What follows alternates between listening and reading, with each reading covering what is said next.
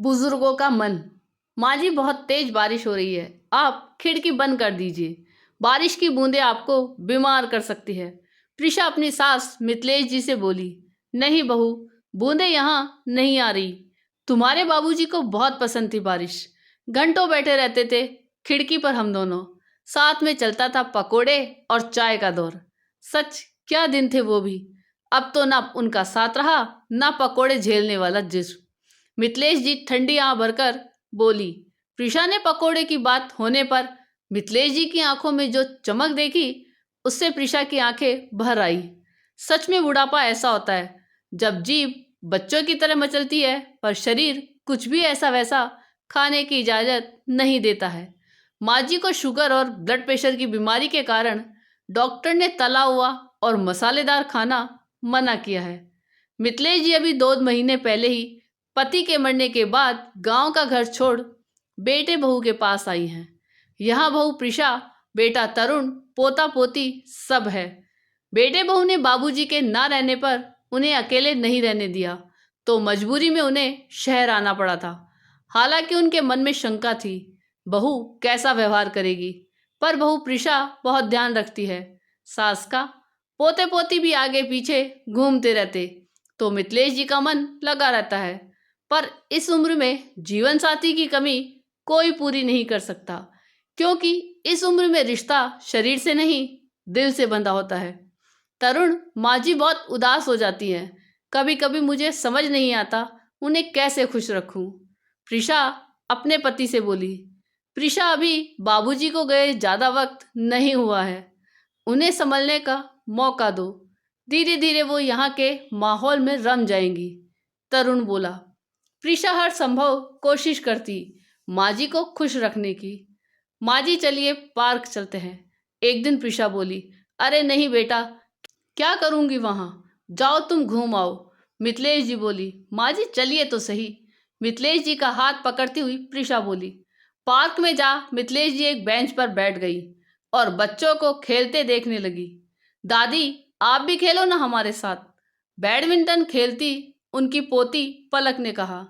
अरे मैं कहाँ ये खेल सकती हूँ, मिथिलेश जी बोली, जबकि उनकी आंखों की चमक बता रही थी कि वो खेलना चाहती हैं, पर माहौल को देख झिझक रही हैं।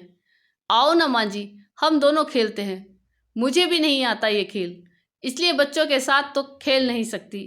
प्रिशा जानबूझ के झूठ बोल गई। सास बहू ने खेलना शुरू किया। प्रिशा जानबूझकर माँ जी से हारने लगी, जिससे माँ जी खुश हो गई। अरे बहू, तुझमें तो जान ही नहीं है, एक चिड़िया नहीं उछाल सकती। माँ जी हंसते हुए बोली। माँ जी, मुझे क्या पता था आपको इतना अच्छा खेलना आता है। प्रिशा मुंह बना बोली। अच्छा, अब घर चलो, मैं थक गई और लगता है बारिश भी होने वाली है, मिथिलेश जी ने कहा। सबके घर पहुंचते पहुंचते बारिश शुरू हो गई। तभी तरुण भी आ गए। प्रिशा, आज तो गरम चाय और पकोड़े हो जाए, देखो कितनी अच्छी बारिश है। तरुण बोले। पकोड़े का नाम सुन मिथिलेश जी की आंखों में एक चमक आई, पर तभी बुझ भी गई। प्रिशा जानती थी कि माँ जी को एक दो पकोड़े से तसल्ली नहीं होगी, और ज़्यादा उनके लिए जहर है। लीजिए तरुण, आपके पकोड़े और चाय, और माँ जी ये आपके। प्रिशा प्लेट बढ़ाते हुए बोली। दिमाग खराब है प्रिशा, जो माँ को इतने सारे पकोड़े दे रही हो। याद नहीं, डॉक्टर ने कहा था तला इनके लिए जहर है। तरुण भड़क कर बोले। माँ जी, आप खाइए पकोड़े, वरना ठंडे हो जाएंगे। और तरुण, मैं माँ की दुश्मन नहीं हूँ। ये पकोड़े मैंने एयर फ्रायर में बनाए हैं, बिना तेल के, जो मैंने कल ही ऑर्डर कर मंगाया था, क्योंकि मुझे पता है माँ जी को पकोड़ों का कितना शौक है, पर वो अपने शौक मारे हुए हैं, प्रिशा ने कहा। तरुण प्रिशा को प्रशंसा की दृष्टि से देखने लगा। माँ जी पकोड़े खाते हुए नम आंखों से बहू को देख रही थी। उनकी आंखों में खुशी के आंसू थे और दिल में बहू के लिए ढेरों दुआएं। बात मामूली से पकोड़ों की थी, पर बहू ने सास के मन को जाना ये मामूली बात नहीं थी। आज माँ जी के चेहरे पर तृप्ति देख प्रिशा को बहुत अच्छा लग रहा था। दोस्तों, सादर प्रणाम, नमस्कार, चरण स्पर्श तथा उनकी नित्य सेवा करने वाले मनुष्य की आयु, विद्या, यश और बल ये चारों बढ़ते हैं। जीवन में वृद्धों की सेवा को ईश्वर की पूजा के समतुल्य माना गया है।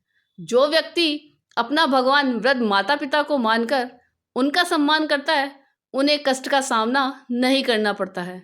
बुजुर्गों के आशीष वचनों में कामयाबी की शुभेच्छा रसी और बची होती है। आपको ये कहानी कैसी लगी है कमेंट करके जरूर बताइएगा।